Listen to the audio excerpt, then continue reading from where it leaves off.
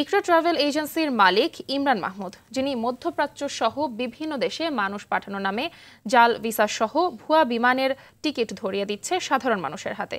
এতে সহায় সম্বল হারিয়ে পথে বসাচ্ছে পরিবারগুলো। টাকা ফেরত চাইলে উল্টো হুমকির শিকার হয়েছে ভুক্তভোগীরা। পঞ্চগড় প্রতিনিধি মোহাম্মদ হারুনা রশিদের রিপোর্ট, জানাচ্ছেন লামিয়া তানজিন মাহমুদ।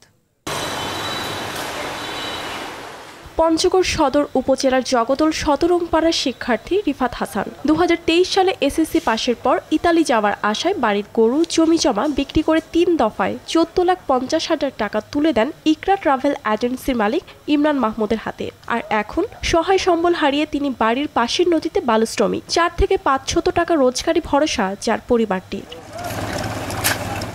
রিফাতের মতোই সদর উপজেলার হোসাইন, হাবিবুর, সুমন এবং লিমনকে ইতালি এবং দুবাই পাঠানোর নামে প্রায় 34 লাখ টাকা হাতিয়ে নিয়েছে ইমরান মাহমুদ। মামলা করেও টাকা ফেরত না পাওয়ায় প্রতিনিয়ত যেতে হচ্ছে থানা আদালতে। কেউ কেউ আবার বাড়িতে থাকতে পারছে না দেনাদারের অত্যাচারে। মিরপুর 13 কাফরুল থানার পাশে রাকিন সিটি, রাকিন মার্কেটের 3য় তলায় ইকরা ট্রাভেলস নামে একটা এজেন্সি।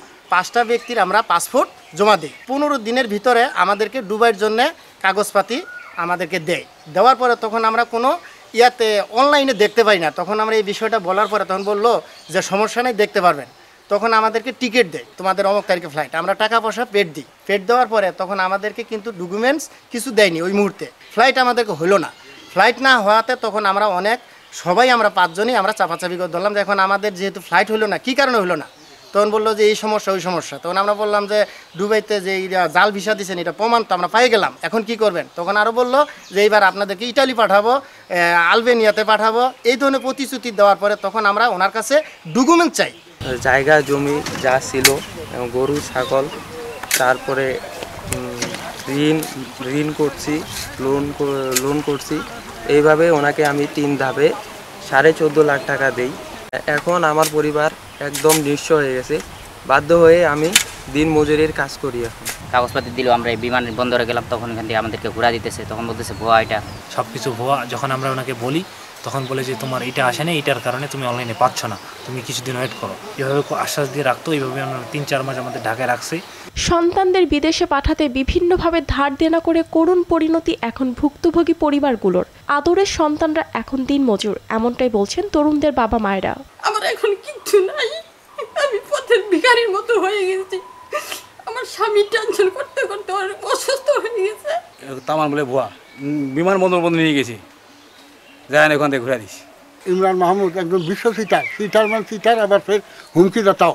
ওনার তো হয়তো লোক সঙ্গভঙ্গ অনেক আছে, আমাদের তো ওইরকম নেই। এখন আমাদের জন্য আল্লাহ ভরসা। আজ প্রায় 8-9 মাস হয়তো আছে, কিন্তু কোনো ফলাফল পাই না। আমরা এখন যদি আমার ছেলেকে যদি নিতে না পারে তাহলে আমাকে টাকাটা ফেরত দেবো এখন। এদিকে তদন্ত করে ব্যবস্থা নেওয়ার আশ্বাস দিয়েছেন পঞ্চগড় সদর থানার ভারপ্রাপ্ত কর্মকর্তা। প্রাথমিক জিজ্ঞাসাবাদে জানা গেছে যে সে আরও বেশ কিছু মানুষের কাছ থেকে বিদেশে যাওয়ার জন্য টাকা নিয়েছে। মামলার তদন্ত অব্যাহত আছে। মামলার তদন্ত সাপেক্ষে যথাযথ প্রতিবেদন বিজ্ঞ আদালতে দাখিল করা হবে।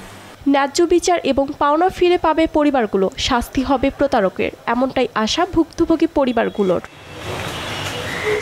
লামিয়া তানজিন মাহমুদ, RTV।